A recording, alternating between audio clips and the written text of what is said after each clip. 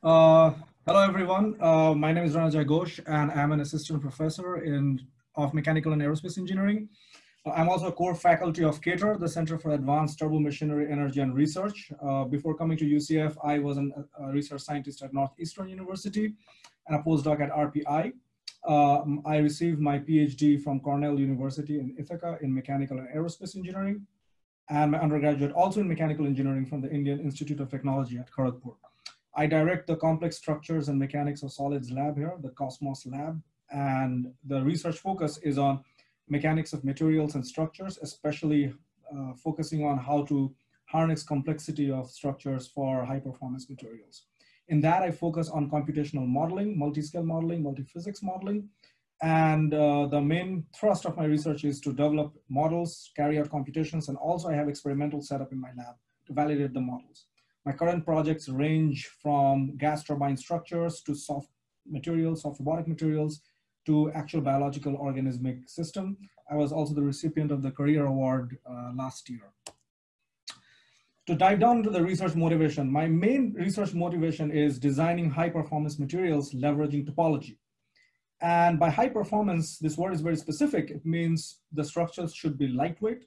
They should be intrinsically multifunctional. That is, you can do other things other than load bearing, which is the main work of the structure. But what really interests me is using topology to get unusual and unprecedented combination of mechanical properties. And that's something that you will not find in conventional materials, and such kind of materials are also known as metamaterials.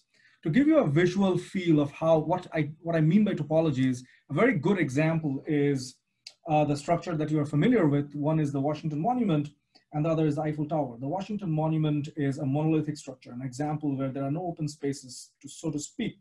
And the Eiffel Tower, as you can see, soars to almost double the height of this monument, but it is also incredibly lightweight.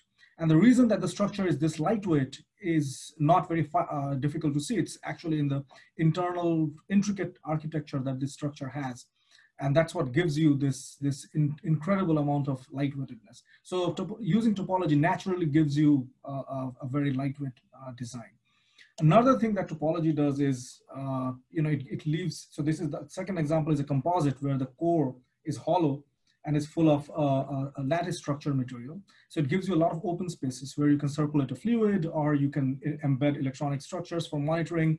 So you can get multiple functionalities naturally. Okay. So the question that you might ask is, so what is the role of mechanics in all this? Is it only to analyze the structures? That's actually not true. So if you look at a conventional materials design, what you do is you select a material, for example, steel or iron or wood. You have its material properties, the Young's modulus and the Poisson's ratio, and then you build a structure. This is a traditional way in which you design materials. But in metamaterials, you first have to build a microarchitecture. And that is based on what you finally want. And once you have a microarchitecture, you have to compute the effective properties. And from there, you have to build a structure. So instead of property structure, you now have an architecture property structure route of programming. And so mechanics is front loaded. Without mechanics, you cannot compute the effective properties that will arise out of the microstructure. So I will dive down into some of the projects that I have been looking into. So here is the first project where I look at architecture on the surface of soft materials. Here you can see it's the structure which are inspired from fish scales. So here you have a soft substrate and you have a complex architecture on the surface in terms of stiff scales. And the way the structure bends and deforms and loads, the scales interact in their certain ways and give you all kinds of incredible mechanical properties like nonlinear stiffening behavior, locking behavior, and so on and so forth. Which will not get from traditional materials. Even the materials that make up this system do not have that. So this is what is known as synergy or emergence of properties. You can use the same idea for bulk topology. So this is where we use, again, we're using 3D printing. 3D printing is what made this kind of structures possible.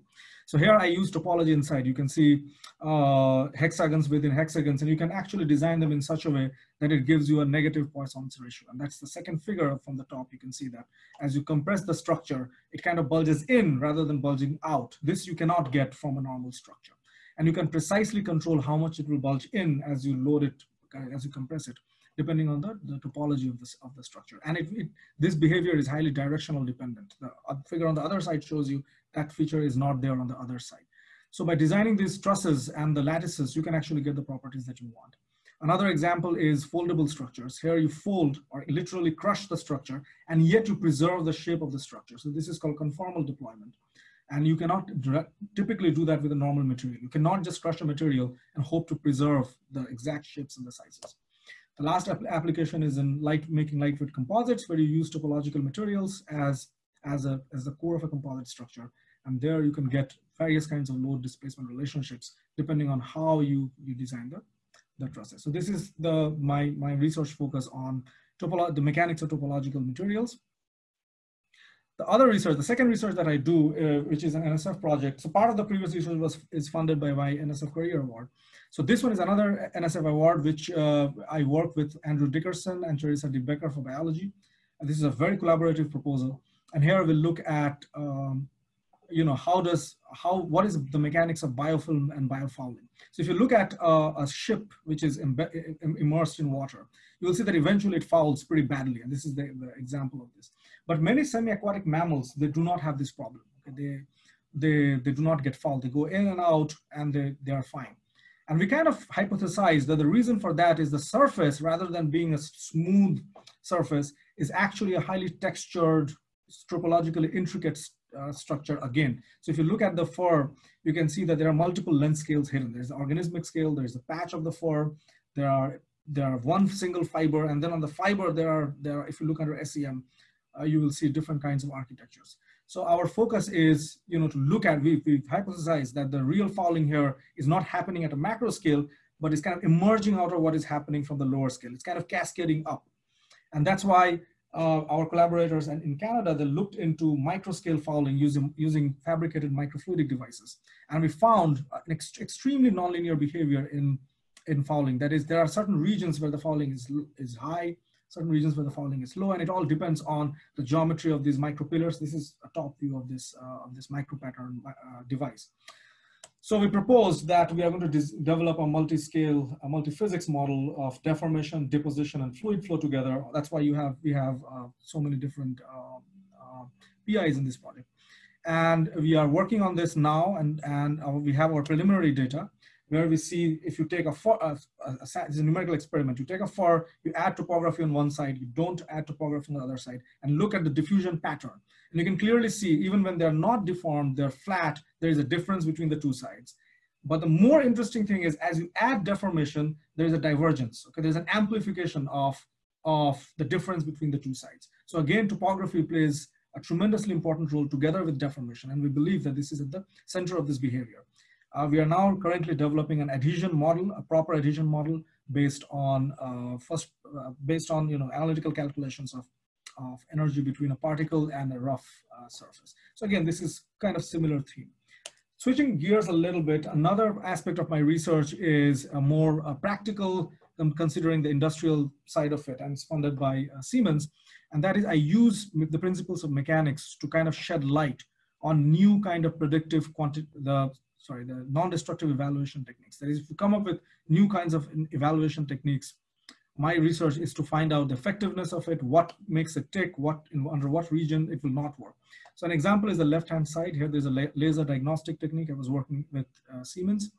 You shoot a laser, waves are produced, and you look at the signature of the waves, and you find out where are the defects. So we carried out sophisticated finite element calculations to find out how much of the energy goes into thermal energy, how much of the energy goes to some other kinds of energies, the mechanical energy, how much is scattered, and kind of quantified the process. Similarly, with the other project is on doped luminescence, rare earth doped thermal barrier coating project, where we look at the luminescence signature and look at, correlate it with temperature, damage, etc., using mechanical models. So that's pretty much, so this project is DOE project with Dr. Sita Raghavan. So this is pretty much a brief idea of some of the three projects three areas in which I'm working.